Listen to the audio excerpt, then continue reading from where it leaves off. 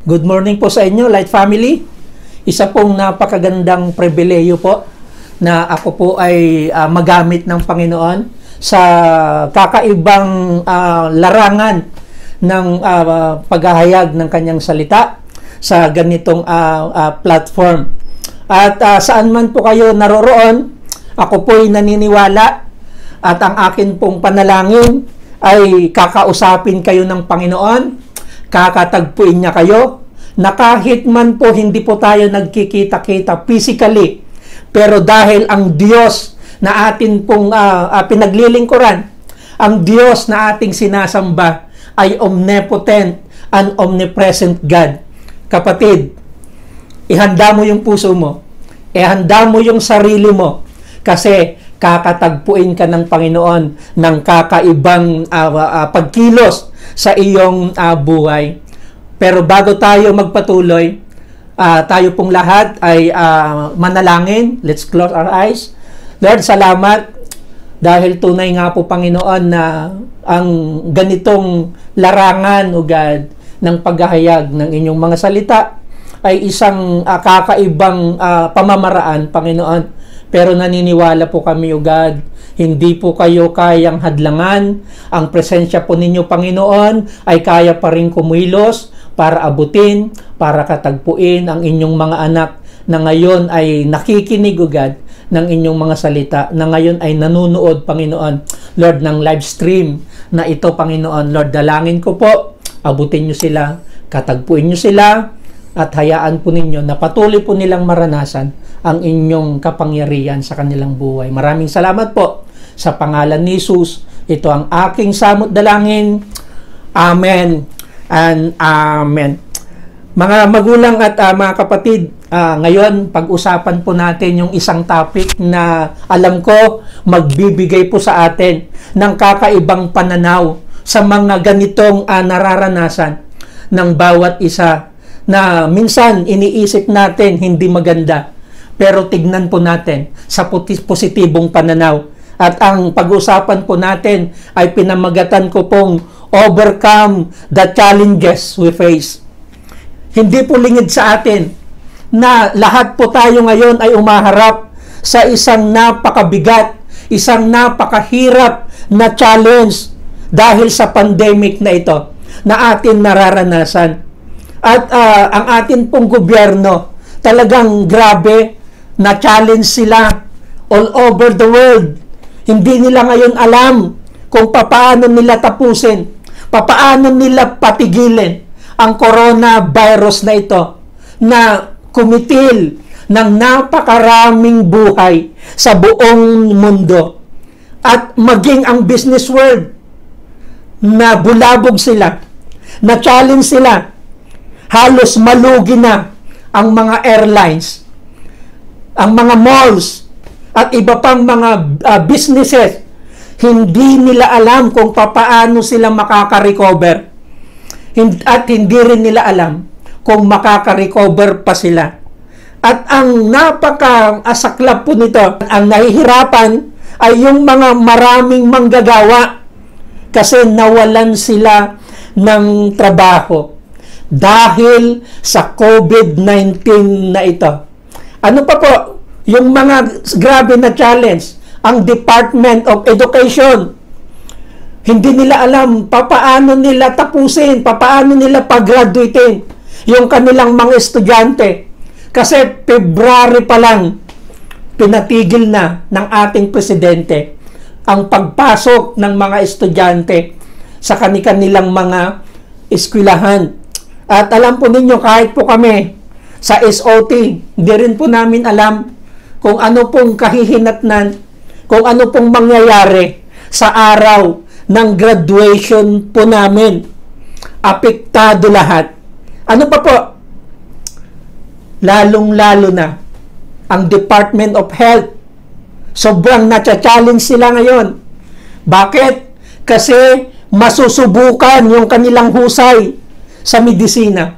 Masusubukan yung kanilang galing sa paggagamot. At ang nakakalungkot, marami tayong mga frontliners, maraming mga doktor, maraming mga nurses ang naapektuhan. At yung iba, nakakalungkot man isipin, pero ito yung realidad. Dahil sa COVID-19, wala na sila ngayon. Namatay na sila. At yung kanilang mga mahal sa buhay, grabe, nadurog yung kanilang puso kasi hindi na nila muling nakita yung mga mahal nila sa buhay dahil namatay sila sa COVID-19 na to. At hindi rin po natin maikakaila. Sa aminin man natin sa hindi, ang church hindi ligtas sa challenges na to. At maraming mga churches ang hindi handa. Maraming mga churches ang talagang na-challenge kasi hindi nila napaghandaan itong bagay na to. At sabi nga ni Pastor Ameli nung ating prayer works, humaharap tayo sa tinatawag na new normal. Ulitin ko po, humaharap tayo sa new normal, hindi po abnormal. Amen po ba? Pero ano po ang itinuturo sa atin ng banal na kasulatan sa mga challenges na to na ating kinakaharap? 1 Corinthians chapter 10 verse 13, sabi po rito, every test that you have experienced is the kind that normally comes to people. Sabi po ni Pablo, ang lahat ng mga ito na mga pagsubok, ang lahat ng mga ito na mga challenges na kinakaharap natin ngayon are normally comes to people. Wow! Grabe! Normal pala ang mga ito. Normal ang mga challenge na ito na nararanasan natin. Hello, andyan pa po ba kayo? So why normal? Bakit sinabi ni Apostol Pablo na ang lahat ng mga ito ay normal na nagaganap at magaganap? Balikan po natin, baliktanawan po natin yung mga kaganapan mula pa sa lumang tipan. In the Old Testament, makikita po natin yung kwento ng 10 plague in Egypt na naganap, nangyari nung mga panahon na yon. At ang lahat ng mga firstborn sa Egypt namatay, both men and animals. Ano pa po? The Black Death was a devastating global epidemic of bubonic plague that struck Europe and Asia. At naganap po ito in the mid of 1300s. At ang salot na to ay dumating sa Europe noong October 1347. Ano pa? Yung tinatawag po nating Italian plague or plague na naganap noong 1629 to 1631. It was a series of outbreaks of bubonic plague which ravaged northern and central Italy. At ang epidemic na to ay tinawag po nilang Great Plague of Milan. At alam po ba ninyo kung ilan ang naapektuhan? Almost 1 million lives or about 25% of the population of that place was affected. Ano pa po? Yung Spanish flu, also known as the 1918 flu pandemic. Naganap ito. Halos umabot ng 12 buwan. Halos 1 taon. At ang naapektuhan sa salot na to ay 500 million people, about a third of the world's population at that time. At ngayon, ito po, yung atin pong kinakaharap. a pneumonia of unknown cause detected in Wuhan, China, na tinatawag natin ngayong COVID-19 pandemic, nagbibigay sa atin ng napakalaking challenge. Pero ano ang sabi ng Bible? It's normally comes. At ang tanong ng marami ngayon, at maaring isa ka sa mga nagtatanong, mapagtatagumpayan ba natin ang mga challenge na to? Are we able to overcome these challenges that we have faced today? Tignan natin, ano po ang sagot ng banal na kasulatan. Every test that you have experienced is the kind that normally comes to people, but God keeps His promise that He will not allow you to be tested beyond your power to remain firm. At that time, you are put to test. He will give you the strength to endure it and provide you with a way out. So ano po ang point? Yes, may mga plague, may mga testing and trials, may mga challenges, but God is faithful to His promise. He will not allow us, He will not allow you to be tested beyond your ability. At sa panahon na ikaw ay humaharap, sa panahon na tayo ay umaharap sa mga ganitong pagsubok, sa mga ganitong challenges, good news, ang Panginoon ay gagawa ng kaparaanan upang ikaw at ako, tayong lahat, ay magtatagumpay sa challenge na ito. Ang tanong, what shall we do? Ano yung gagawin natin? How to overcome these challenges that we are facing today? Tignan po natin, Hebrew chapter 12, verse 26 to 29. At that time, His voice shook the earth, but now He has promised once more, I will shake not only the earth, but also the heavens. So sinasabi po rito ng Panginoon na minsan ginawa na niyang guluhin or ginawa na niyang yugyugin, ginawa na niyang i-challenge ang mga tao simula't simula pa. Pero ang sinasabi ng Panginoon sa atin ngayon, once more, minsan pa, sabi ni Lord, I will shake not only the earth, but also the heavens. Verse 27, sabi po rito, the words once more indicate the removing of what can be shaken, that is, created things, so that what cannot be shaken may remain. Yung mga hindi daw masishake, mananatili.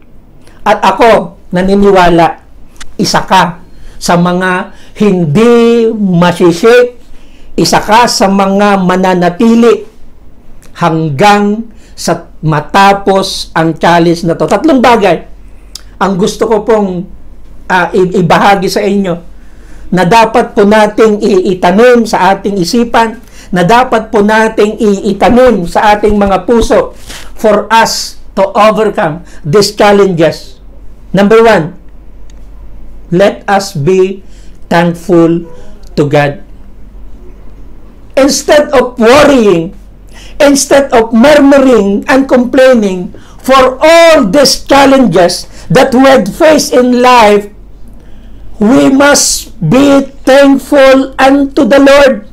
Sabi po sa verse 28, therefore, since we are receiving a kingdom that cannot be shaken, let us be thankful. Ano ang point? Ang magtatagumpay sa lahat ng mga challenge na ito na ating nararanasan ay yung mga taong marunong magpasalamat sa Diyos. Na kahit humaharap sa mga challenges, na kahit nahihirapan, na kahit minsan parang naaawa na tayo sa ating mga sarili, sa ating mga kalagayan. Kasi yung iba sa atin hindi napasama sa purpose. Yung iba naman napalista naman.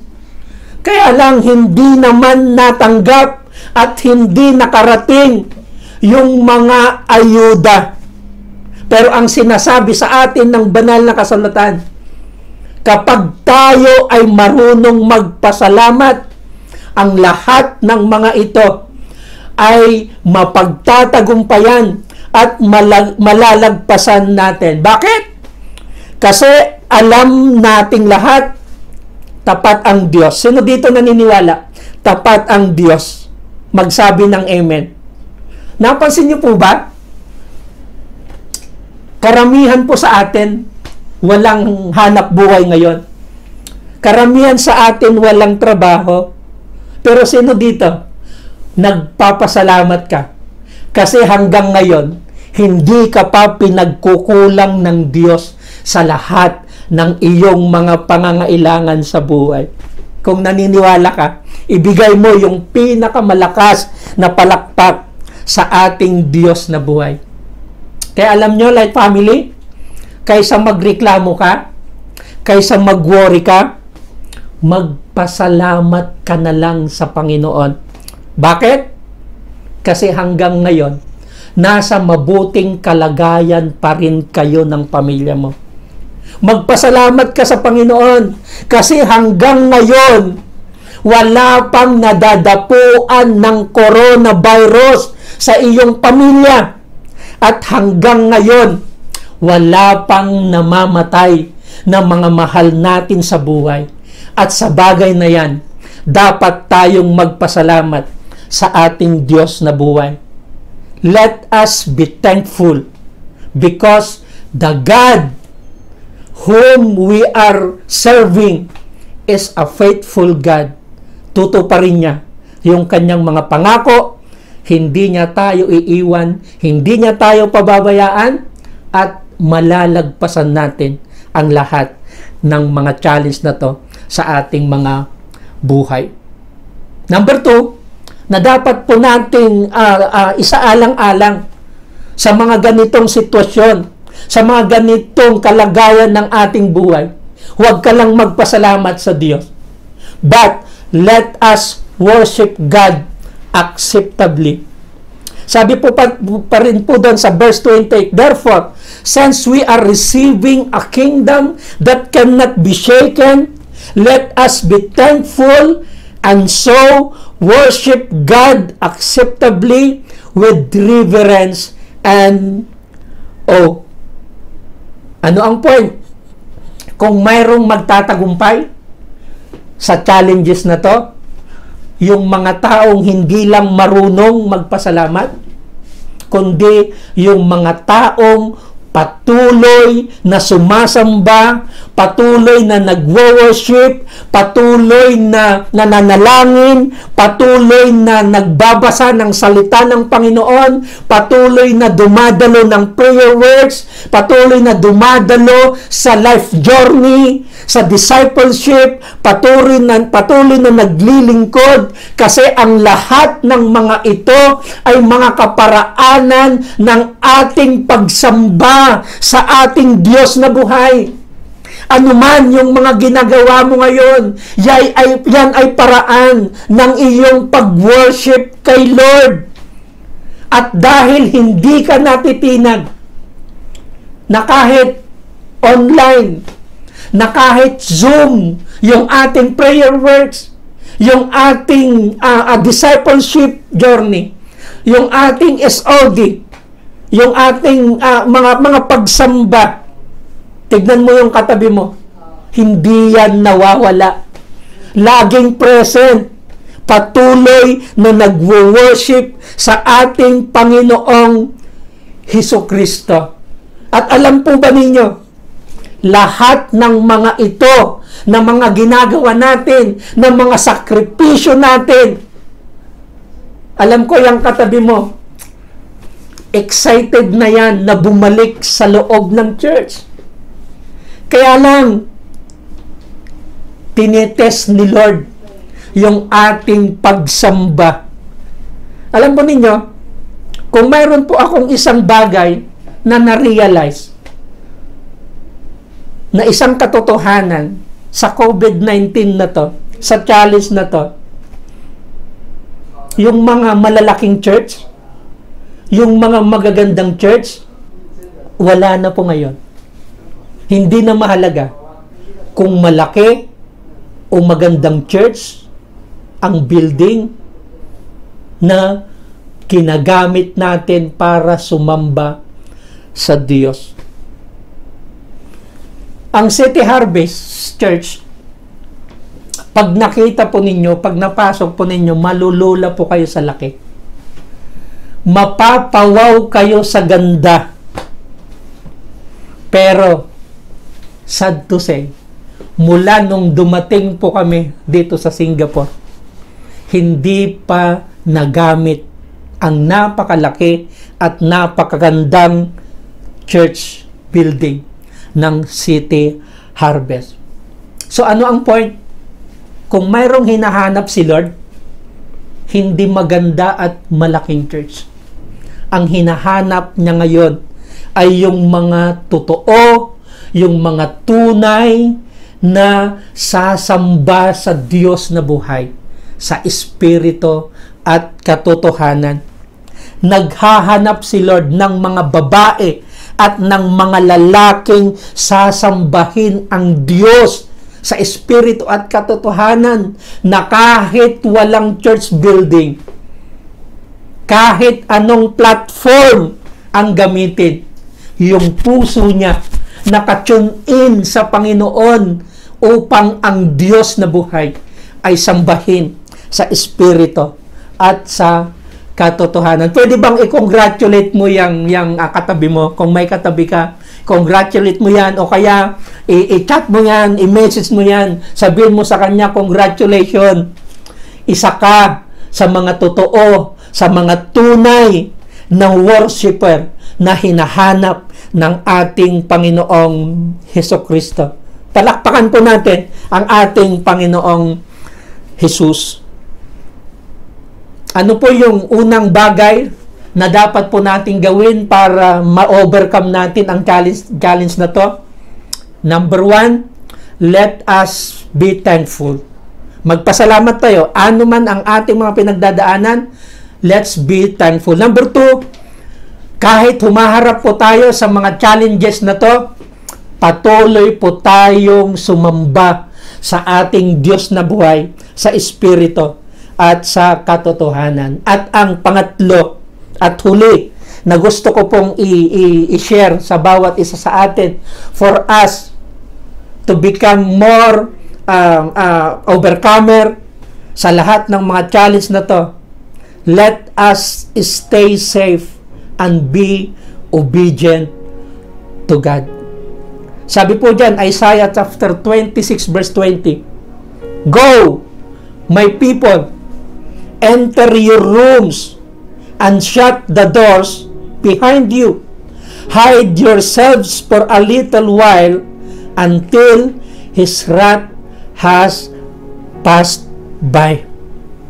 So ano po ang makikita po natin dito na nais ng Diyos na ipaunawa sa bawat isa sa atin? Itong lockdown na to, na minsan kinakaasaran na natin, minsan boring na tayo, kaya minsan nagrereklamo tayo kasi parang wala na tayong magawa. Pero ang sinasabi po sa atin ng Panginoon through Isaiah, hide yourself for a little while until His wrath has passed by. Alam nyo kung sino ang mag-o-overcome? Sino ang magtatagumpay hanggang matapos ang lockdown na to? yung mga hindi pasaway. Sabihin mo sa katabi mo, huwag pasaway. Kung mayroon mga magtatagumpay hanggang sa dulo nitong pandemic na to, nitong challenges na to, yung mga sumusunod sa ECQ. Yung mga sumusunod sa palagi nating sinisigaw, stay at home. Stay safe. Kung mayroon magtatagumpay, ay yung mga taong may disiplina sa buhay, yung may disiplina sa sarili. Bakit? Kasi sila yung mga taong poprotektahan ng Diyos. Sila yung mga taong bibigyan ng Diyos ng sapat na kalakasan at katatagan sa buhay para magtagumpay hanggang sa matapos ang mga challenges na to at tuluyang tapusin, tuluyang tupukin ng Diyos ang virus na to. Ang magtatagumpay ay yung nananatiling sumusunod sa mga utos ng Diyos, sa mga kaparaanan ng Diyos upang tayo ay maging safe, upang tayo ay maging ligtas hanggang sa ang bawat isa sa atin ay maging matagumpay sa mga challenges na to. Verse 29, sabi po dyan, for our God is a consuming fire. Mga magulang at mga kapatid, Light Family, Light Church, matatapos din ang lahat ng ito. Hindi po ito mananatili. Hindi po ito habang buhay. Nakakaharapin ng bawat isa sa atin. May katapusan. Kaya, kung asan ka man ngayon, hindi ko alam kung ano yung pinagdadaanan mo ngayon. Hindi ko alam kung ano yung kalagayan mo ngayon sa buhay. Maaring natatakot ka. Maaring nag-aalala ka. Pero sinasabi sa'yo ng Panginoon, anak, huwag kang mag-alala. Huwag kang mangamba. Huwag kang matakot. Tuloy ka lang. Sumamba ka lang. Sumunod ka lang. Maglingkod ka lang. Kasi tatapusin ko din ang lahat ng mga pagsubok na ito na inyong pinagdadaanan. God is faithful. Ipinangako niya sa atin. He strengthens us. He will protect us. He makes a way for us to overcome. Ang kailangan lang natin gawin, let's just be thankful. Huwag tayong mag-alala. Patuloy lang po tayong sumumba. Patuloy lang po tayong maglingkod. Huwag tayong lumayo. Huwag nating iwan ang mga gawain ng Panginoon. Let's continue to walk in our journey of faith. Let's continue to walk in our journey of discipleship. Because Jesus had already overcome the world, so that you and I can also overcome all these promises. Lord, maraming salamat. Bagamat, Lord, ang lahat ng mga ito ay mga normal na kaganapan sa aming buhay. Pero salamat, nangako po kayo. Lord, pagtatagumpayin nyo kami. Lord, malalagpasan namin ang lahat ng mga ito. Lord, sa oras na ito, Lord, nasaan man, O God, ang inyong mga anak, Lord, sa mga oras na ito, anuman yung kanilang mga kalagayan, anuman yung kanilang sitwasyon, Lord, I pray, O Lord, na ang inyong kamay ay patuloy na aabot sa kanila. Ang inyong kamay ay patuloy na kikilos, O God, sa kanilang buhay hanggang sa sila, Panginoon, hanggang ang bawat isa sa amin, O God, ay maging matagumpay sa mga challenge na to. Light Family, saan ka man naroroon, magtiwala ka, maniwala ka. You have overcome the world. You have overcome all these challenges that you have faced in your life. In Jesus' mighty name, Amen. Amen.